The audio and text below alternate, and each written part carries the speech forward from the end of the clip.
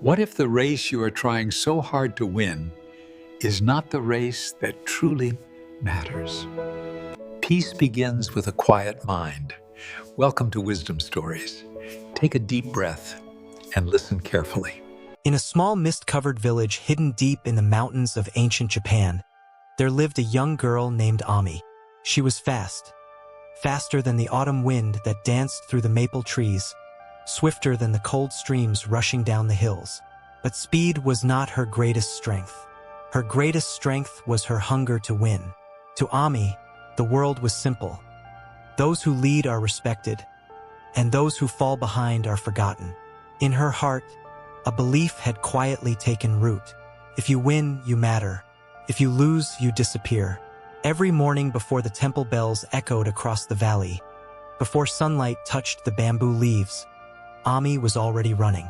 While the village slept, she raced through forest paths, imagining the cheers, the admiration, the bowed heads of her rivals. She didn't want to run with people. She wanted to run ahead of them, because to her, being first was the only way to be seen. One summer afternoon, the village elders announced a grand racing tournament. 3 of the fastest young runners were chosen. The entire valley gathered near the dusty field at the edge of the forest. Excitement filled the air like the scent of blooming cherry blossoms. Among the crowd sat an elderly Zen master, a quiet traveler known for his deep wisdom. He sat near the finish line on a simple wooden bench, holding a cup of tea. He said nothing, yet his presence felt steady, like the mountain itself. The signal was given. Ami shot forward like an arrow released from its bow. Her feet barely touched the earth. Within moments, she crossed the finish line first, far ahead of the others. The crowd erupted. Children shouted her name. Friends lifted her into the air. Pride swelled inside her chest.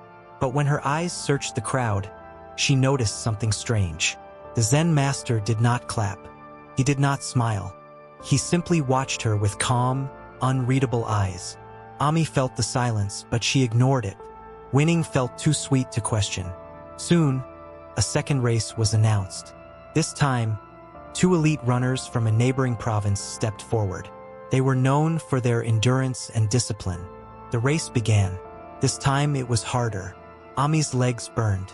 Her breath grew heavy, but her fear of losing burned even stronger. She refused to let anyone step ahead of her. With one final surge of determination, she crossed the finish line first once again. The crowd cheered even louder, but again the Zen master remained silent. No applause, no nod, only those still, observant eyes. A small crack formed in Ami's pride. Why did his silence feel heavier than the crowd's applause? Then the master slowly stood and stepped onto the track. For the final race, he said gently, the competitors will be chosen by the spirit of this village. He guided forward 2 figures, a young boy leaning heavily on a wooden crutch, and a small girl whose cloudy eyes revealed she could not see the world around her. Ami frowned. "This is not a real race," she said. "There is no honor in defeating them." The master looked at her calmly.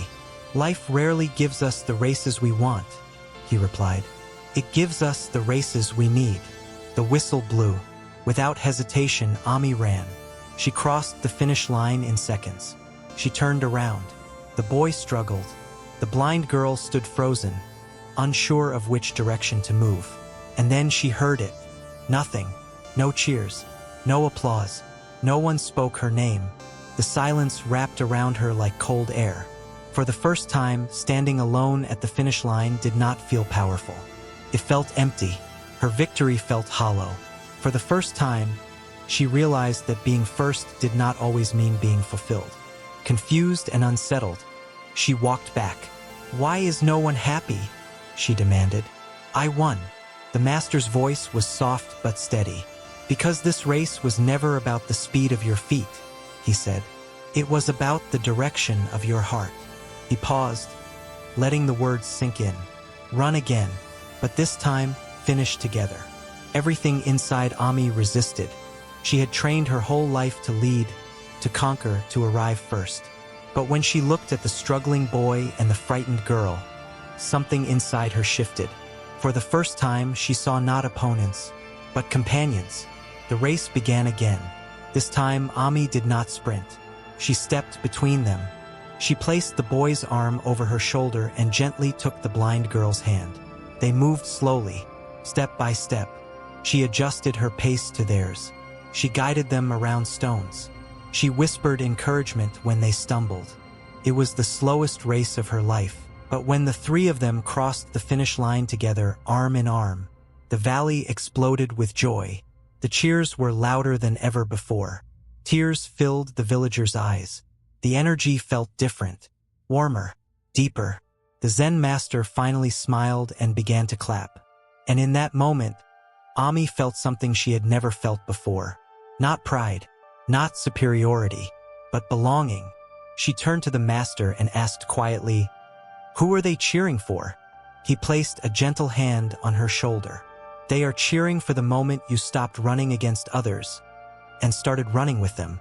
He continued, "If you spend your life trying to defeat everyone, you may one day stand alone at the finish line, and silence will greet you. But when you lift others, your victory becomes shared, and shared victories echo far beyond a single moment. In life, we are all running for success, running for recognition, running to prove that we matter. But ask yourself, who is running beside you? If someone stumbles, do you slow down? If someone cannot see the path, do you guide them? If someone is weak, do you carry part of their weight? Because the greatest success is not crossing the line alone. It is making sure no one is left behind. Run your race. Chase your dreams. It is making sure no one is left behind. Run your race. Chase your dreams. Work hard. But remember, winning is temporary. Character is permanent.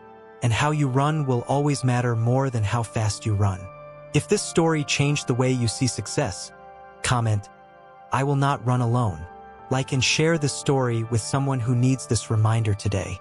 And subscribe to Wisdom Stories, where every story carries a lesson for the heart. See you in the next journey.